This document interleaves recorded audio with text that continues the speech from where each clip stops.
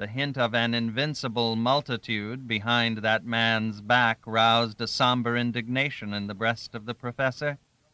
He smiled no longer his enigmatic and mocking smile. The resisting power of numbers, the unattackable stolidity of a great multitude, was the haunting fear of his sinister loneliness. His lips trembled for some time before he managed to say in a strangled voice, "I am doing my work better than you're doing yours."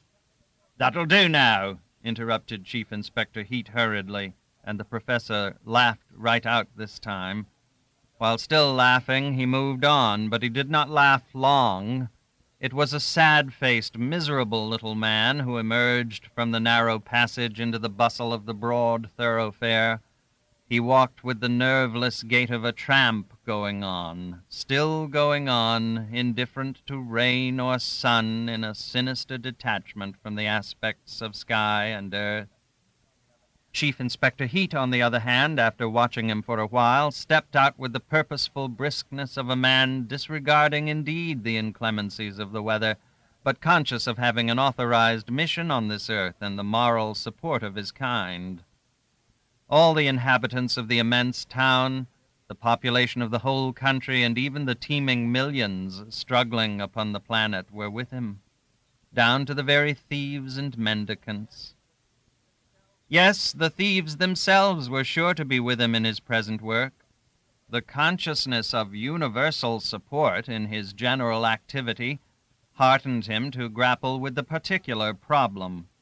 The problem immediately before the chief inspector was that of managing the assistant commissioner of his department, his immediate superior. This is the perennial problem of trusty and loyal servants. Anarchism gave it its particular complexion, but nothing more. Truth to say, Chief Inspector Heat thought but little of anarchism. He did not attach undue importance to it, and could never bring himself to consider it seriously. It had more the character of disorderly conduct, disorderly without the human excuse of drunkenness, which at any rate implies good feeling and an amiable leaning towards festivity. As criminals, anarchists were distinctly no class at all. And recalling the professor, Chief Inspector Heat, without checking his swinging pace, muttered through his teeth, "Lunatic." Catching thieves was another matter altogether. It had that quality of seriousness belonging to every form of open sport, where the best man wins under perfectly comprehensible rules. There were no rules for dealing with anarchists, and that was distasteful to the chief inspector. It was all foolishness, but that foolishness excited the public mind, affected persons in high places, and touched upon international relations. A hard, merciless contempt settled rigidly on the chief inspector's face as he walked on. His mind ran over all the anarchists of his flock. Not one of them had half the spunk of this or that burglar he had known. Not half, not 1/10. At headquarters, the chief inspector was admitted at once to the assistant commissioner's private room. He found him, pen in hand, bent over a great table bestrewn with papers, as if worshipping an enormous double inkstand of bronze and crystal. Speaking tubes resembling snakes were tied by the heads to the back of the assistant commissioner's wooden armchair, and their gaping mouths seemed ready to bite his elbows. And in this attitude he raised only his eyes, whose lids were darker than his face, and very much creased. The reports had come in. Every anarchist had been exactly accounted for. After saying this, he lowered his eyes, signed rapidly 2 single sheets of paper, and only then laid down his pen and sat well back, directing an inquiring gaze at his renowned subordinate. The chief inspector stood it well, deferential but inscrutable. "I dare say you were right," said the assistant commissioner, "in telling me at first that the London anarchists had nothing to do with this. I quite appreciate the Excellent watch kept on them by your men. On the other hand, this, for the public, does not amount to more than a confession of ignorance." The Assistant Commissioner's delivery was leisurely, as it were cautious. His thought seemed to rest poised on a word before passing to another, as though words had been the stepping stones for his intellect picking its way across the waters of error. "Unless you have brought something useful from Greenwich," he added. The chief inspector began at once the account of his investigation in a clear, matter-of-fact manner, his superior turning his chair a little and crossing his thin legs leaned sideways on his elbow, with one hand shading his eyes. His listening attitude had a sort of angular and sorrowful grace.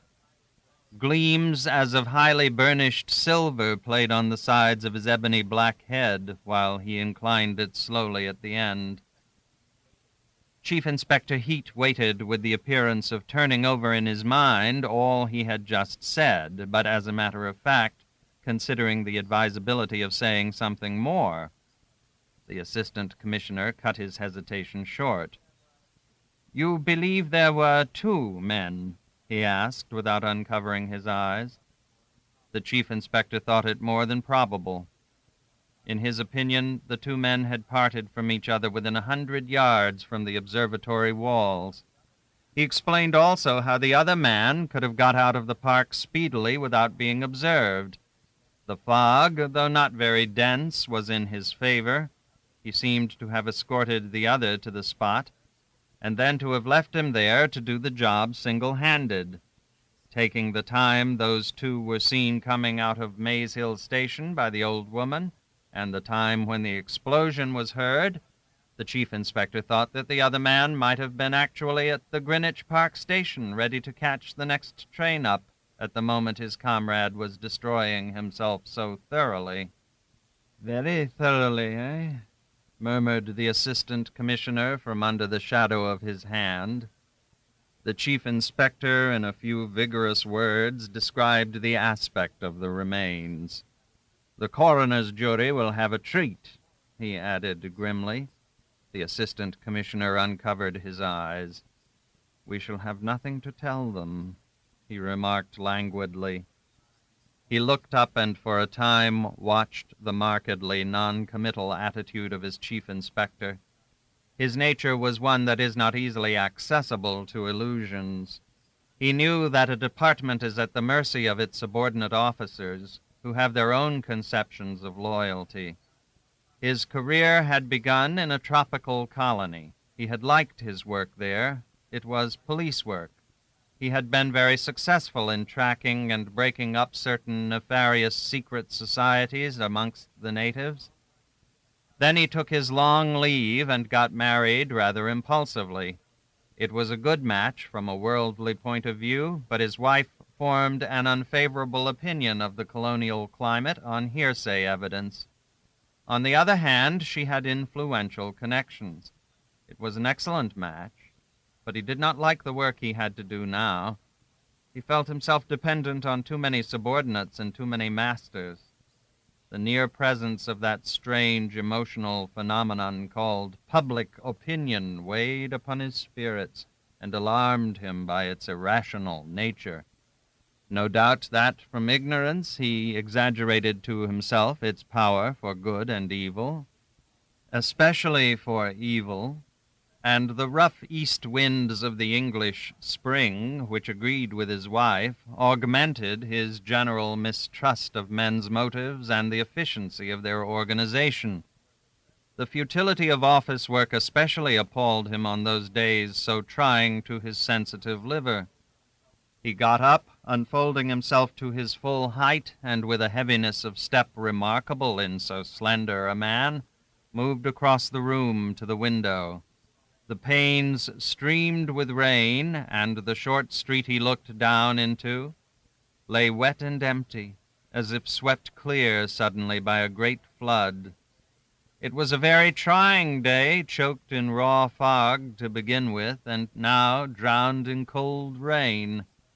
The flickering, blurred flames of gas lamps seemed to be dissolving in a watery atmosphere, and the lofty pretensions of a mankind oppressed by the miserable indignities of the weather appeared as a colossal and hopeless vanity deserving of scorn, wonder, and compassion.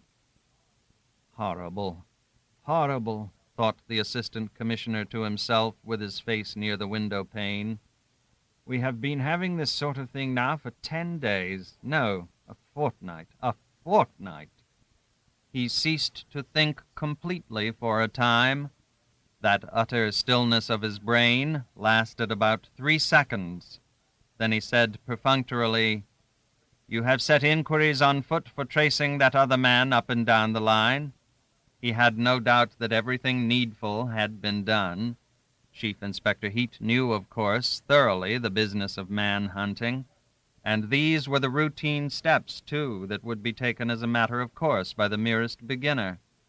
A few inquiries amongst the ticket collectors and the porters of the 2 small railway stations would give additional details as to the appearance of the 2 men. The inspection of the collected tickets would show at once where they came from that morning. It was elementary and could not have been neglected. Accordingly, the chief inspector answered that all this had been done directly the old woman had come forward with her deposition, and he mentioned the name of a station. "That's where they came from, sir," he went on. "The porter who took the tickets at Maze Hill remembers 2 chaps answering to the description passing the barrier. They seemed to him 2 respectable working men of a superior sort, sign painters or house decorators.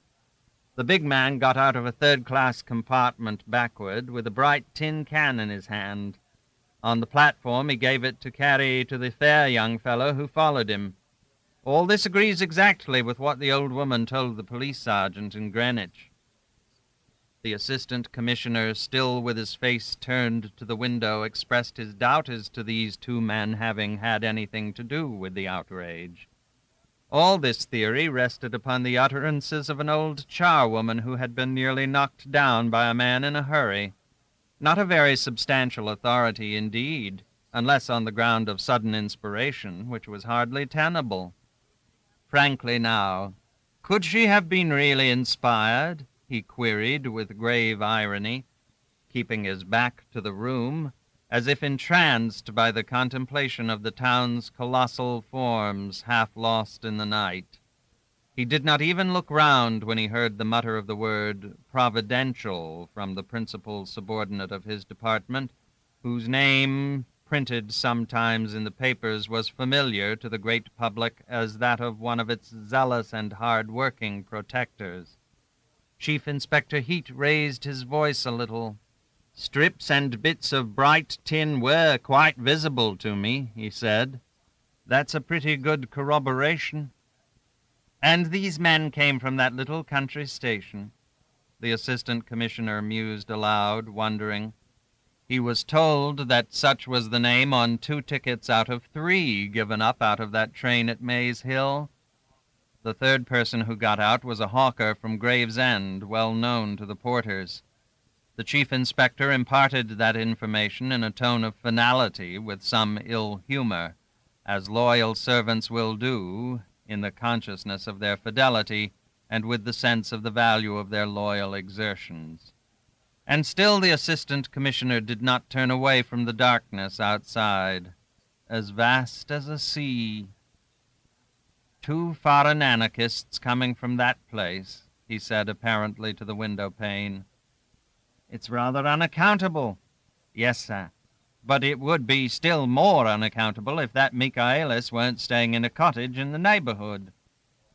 At the sound of that name, falling unexpectedly into this annoying affair, the assistant commissioner dismissed brusquely the vague remembrance of his daily whist party at his club. It was the most comforting habit of his life, in a mainly successful display of his skill without the assistance of any subordinate.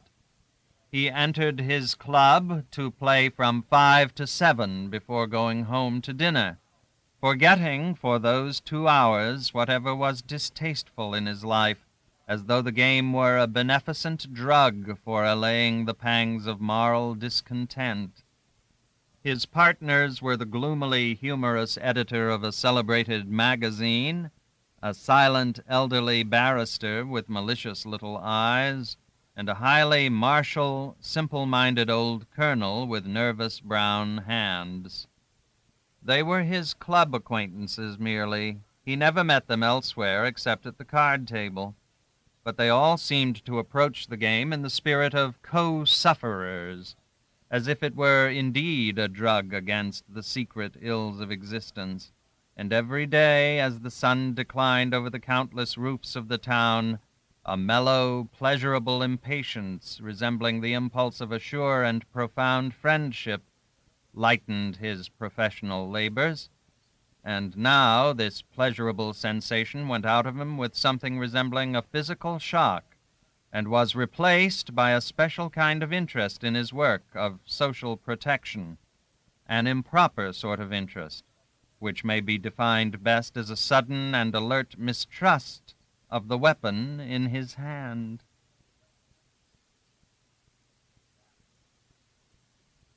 Chapter 6.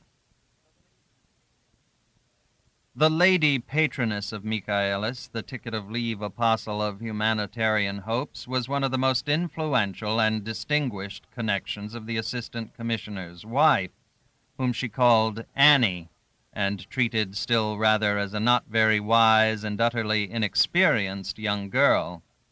But she had consented to accept him on a friendly footing, which was by no means the case with all of his wife's influential connections.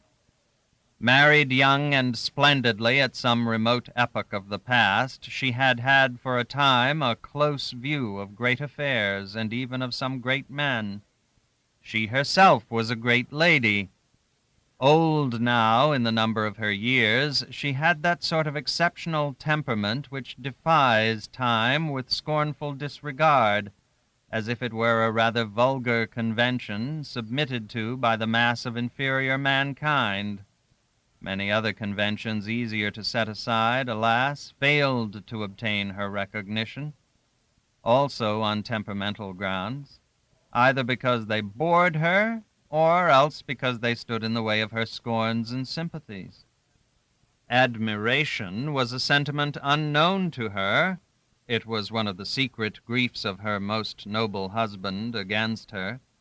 First, as always more or less tainted with mediocrity, and next as being in a way an admission of inferiority.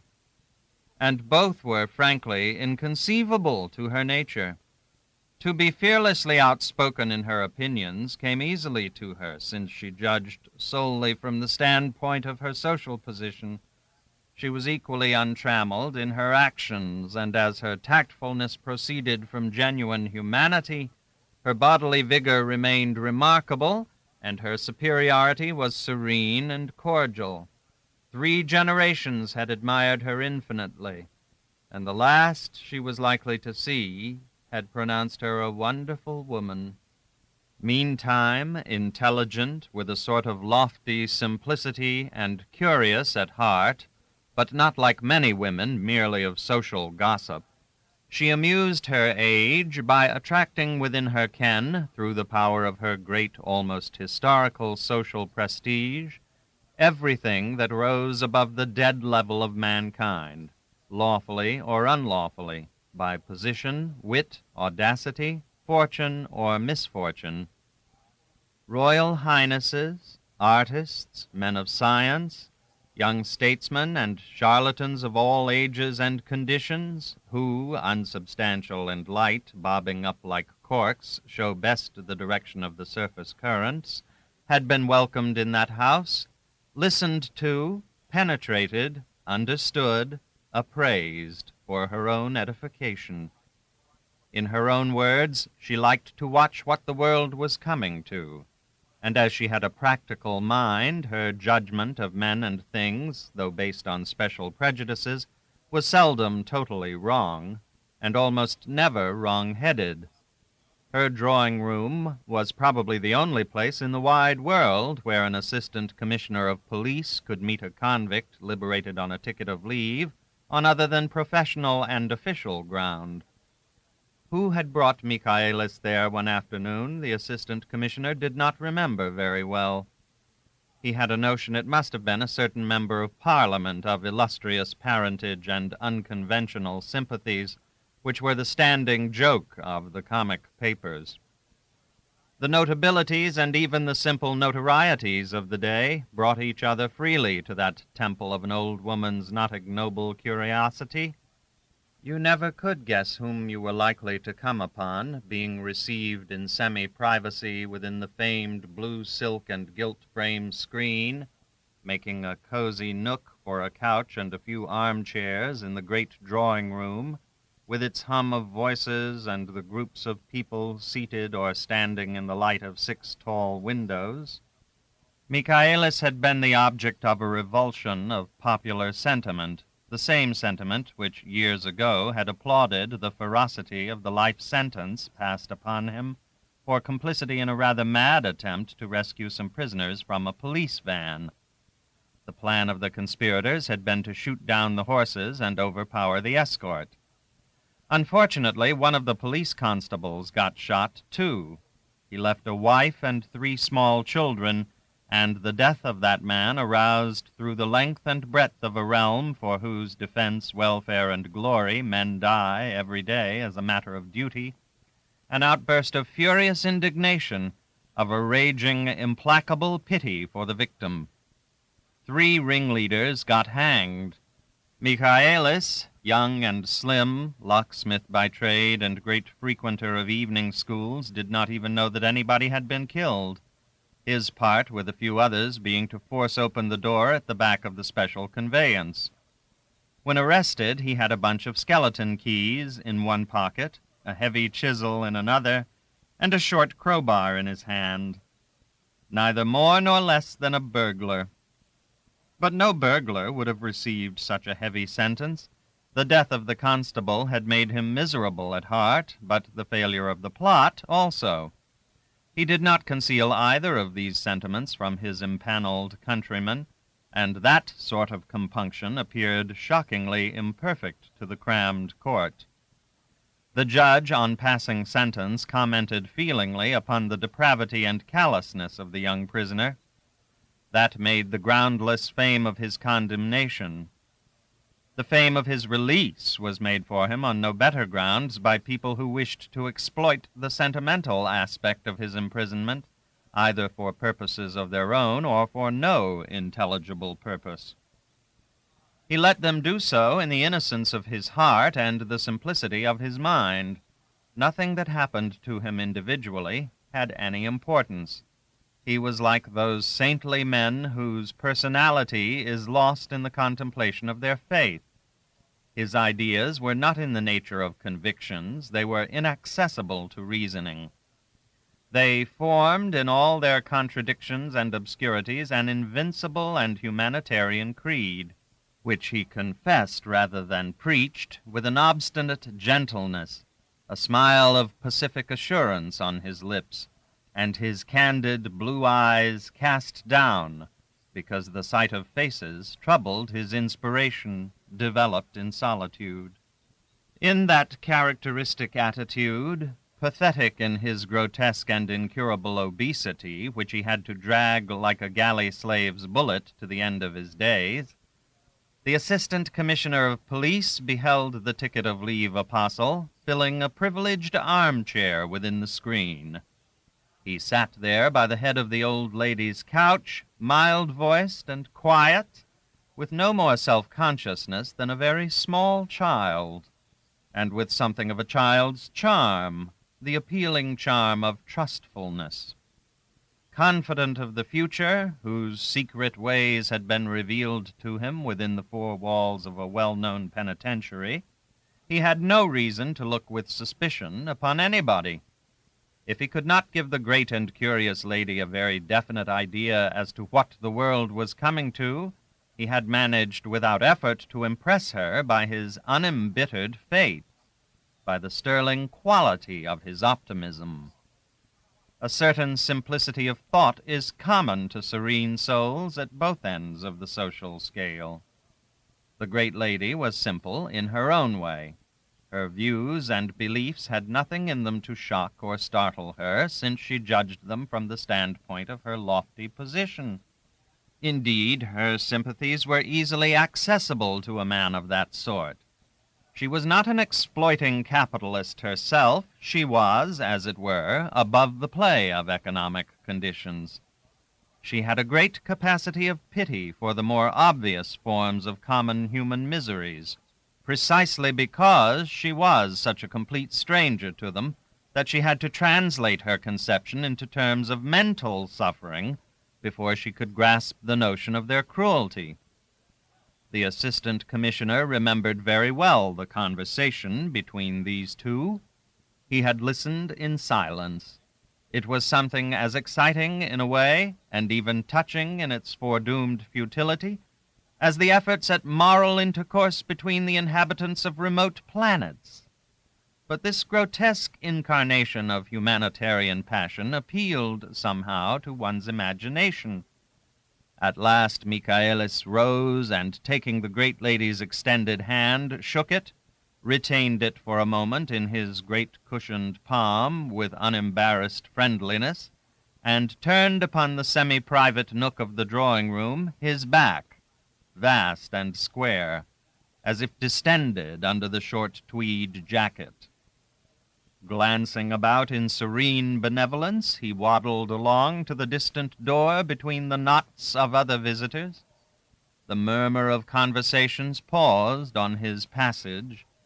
He smiled innocently at a tall, brilliant girl whose eyes met his accidentally, and went out unconscious of the glances following him across the room.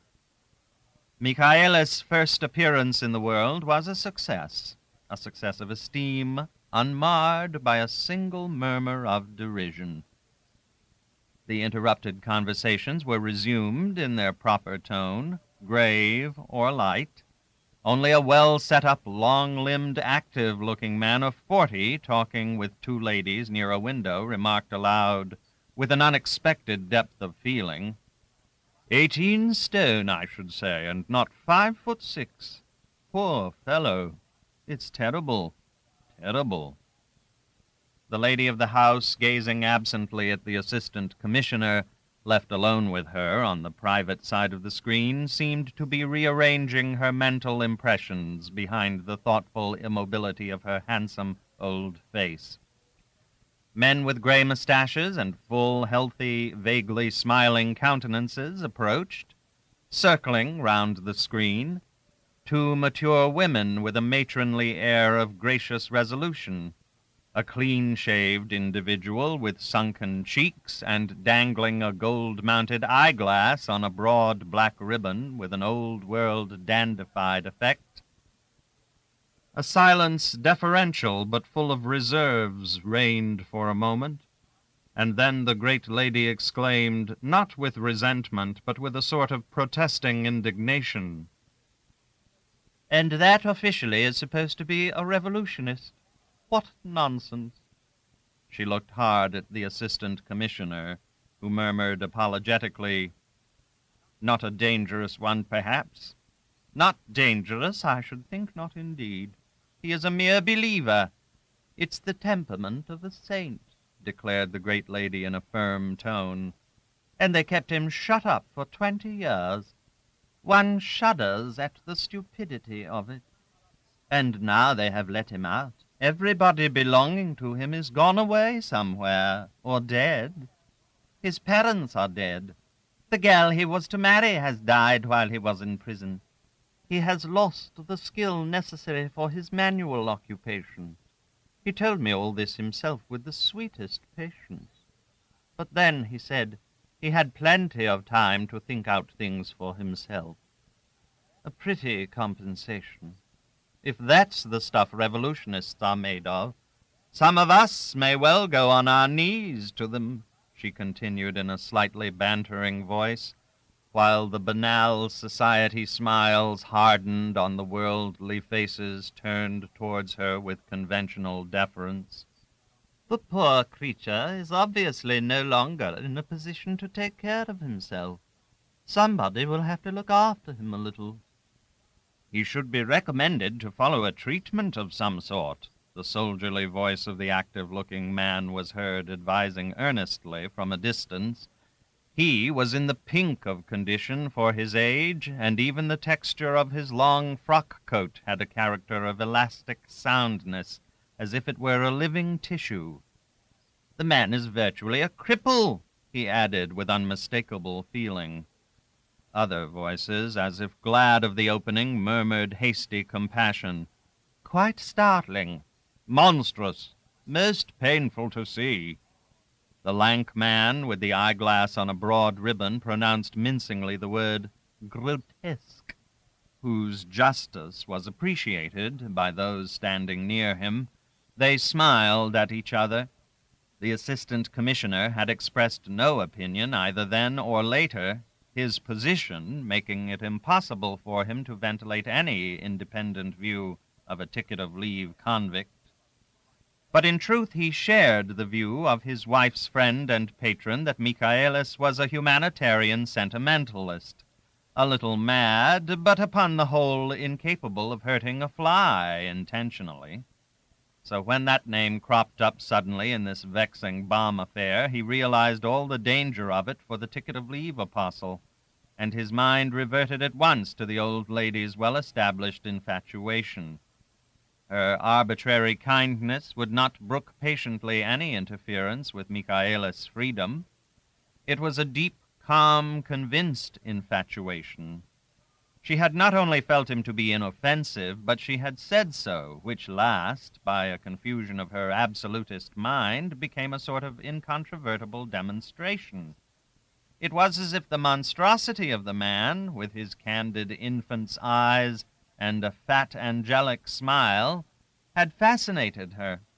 She had come to believe almost his theory of the future, since it was not repugnant to her prejudices.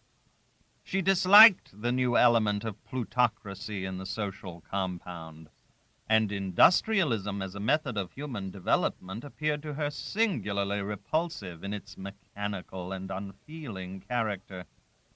The humanitarian hopes of the mild Michaelis tended not towards utter destruction, but merely towards the complete economic ruin of the system, and she did not really see where was the moral harm of it.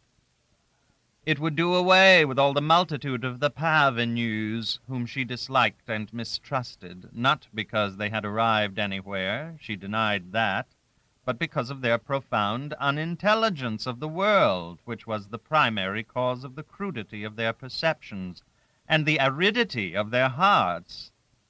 With the annihilation of all capital, they would vanish too. But universal ruin, providing it was universal, as it was revealed to Michaelis, would leave the social values untouched. The disappearance of the last piece of money could not affect people of position. She could not conceive how it could affect her position, for instance. She had developed these discoveries to the assistant commissioner with all the serene fearlessness of an old woman who had escaped the blight of indifference. He had made for himself the rule to receive everything of that sort in a silence which he took care from policy and inclination not to make offensive. He had an affection for the aged disciple of Michaelis, a complex sentiment depending a little on her prestige, on her personality, but most of all on the instinct of flattered gratitude. He felt himself really liked in her house. She was kindness personified, and she was practically wise, too, after the manner of experienced women. She made his married life much easier than it would have been without her generously full recognition of his rights as Annie's husband. Her influence upon his wife, a woman devoured by all sorts of small selfishnesses, small envies, small jealousies, was excellent. Unfortunately, both her kindness and her wisdom were of unreasonable complexion, distinctly feminine and difficult to deal with. She remained a perfect woman all along her full tale of years. and not as some of them do become, a sort of slippery, pestilential old man in petticoats. And it was as of a woman that he thought of her, the specially choice incarnation of the feminine, wherein is recruited the tender, ingenuous, and fierce bodyguard for all sorts of men who talk under the influence of an emotion, true or fraudulent, for preachers, seers, prophets, and reformers. Appreciating the distinguished and good friend of his wife and himself in that way, the assistant commissioner became alarmed at the convict Michaelis' possible fate. Once arrested on suspicion of being in some way, however remote, a party to this outrage, the man could hardly escape being sent back to finish his sentence at least. And that would kill him. He would never come out alive. The assistant commissioner made a reflection extremely unbecoming his official position, without being really creditable to his humanity. If the fellow is laid hold of again, he thought, she will never forgive me. The frankness of such a secretly outspoken thought could not go without some derisive self-criticism. No man engaged in a work he does not like can preserve many saving illusions about himself. The distaste, the absence of glamour extend from the occupation to the personality. It is only when our appointed activities seem by a lucky accident to obey the particular earnestness of our temperament that we can taste the comfort of complete self-deception.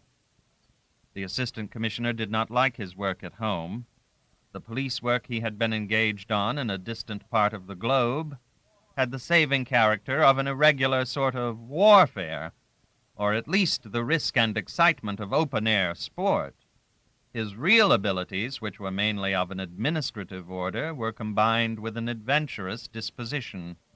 Chained to a desk in the thick of 4 millions of men, he considered himself the victim of an ironic fate, the same, no doubt, which had brought about his marriage with a woman exceptionally sensitive in the matter of colonial climate, besides other limitations testifying to the delicacy of her nature and her tastes. Though he judged his alarm sardonically, he did not dismiss the improper thought from his mind.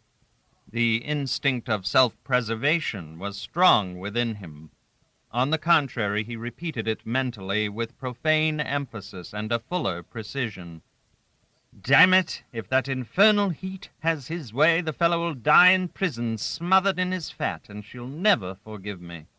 His black, narrow figure, with the white band of the collar under the silvery gleams on the close-cropped hair at the back of the head, remained motionless. The silence had lasted such a long time that Chief Inspector Heat ventured to clear his throat. This noise produced its effect. The zealous and intelligent officer was asked by his superior, whose back remained turned to him immovably, "You connect Michaelis with this affair?" Chief Inspector Heat was very positive, but cautious. "Well, sir," he said, "we have enough to go upon. A man like that has no business to be at large, anyhow." "You will want some conclusive evidence," came the observation in a murmur.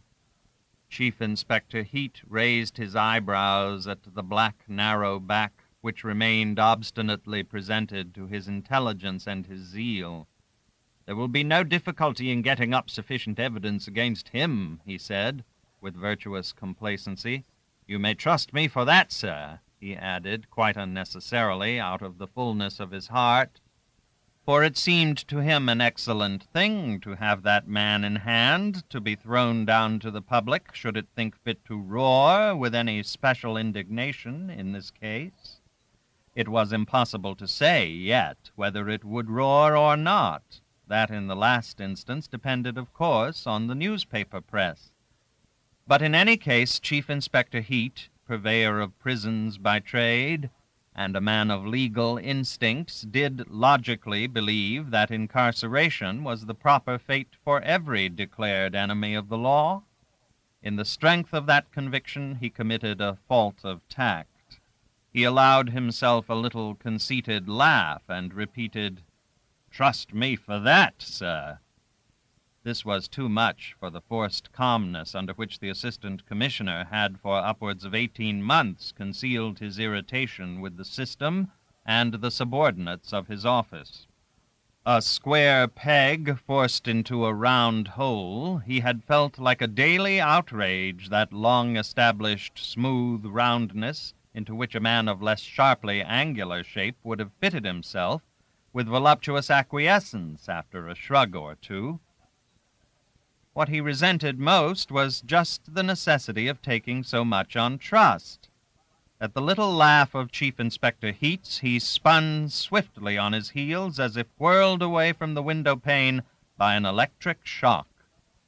He caught on the latter's face not only the complacency proper to the occasion lurking under the mustache, but the vestiges of experimental watchfulness in the round eyes which had been, no doubt, fastened on his back, and now met his glance for a second before the intent character of their stare had the time to change to a merely startled appearance.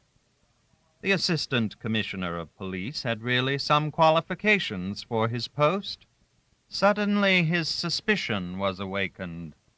It is but fair to say that his suspicions of the police methods, unless the police happened to be a semi-military body organized by himself, was not difficult to arouse.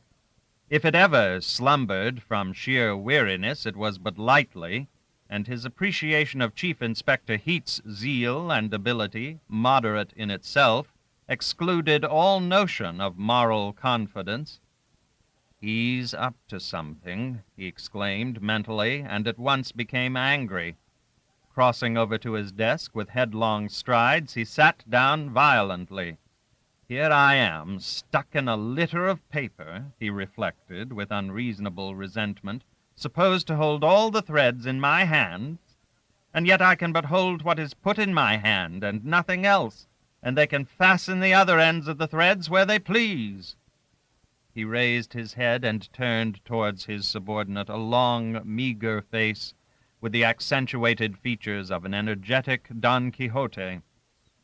"Now what is it you've got up your sleeve?" The other stared. He stared without winking, in a perfect immobility of his round eyes, as he was used to stare at the various members of the criminal class when, after being duly cautioned, they made their statements in the tones of injured innocence or false simplicity or sullen resignation.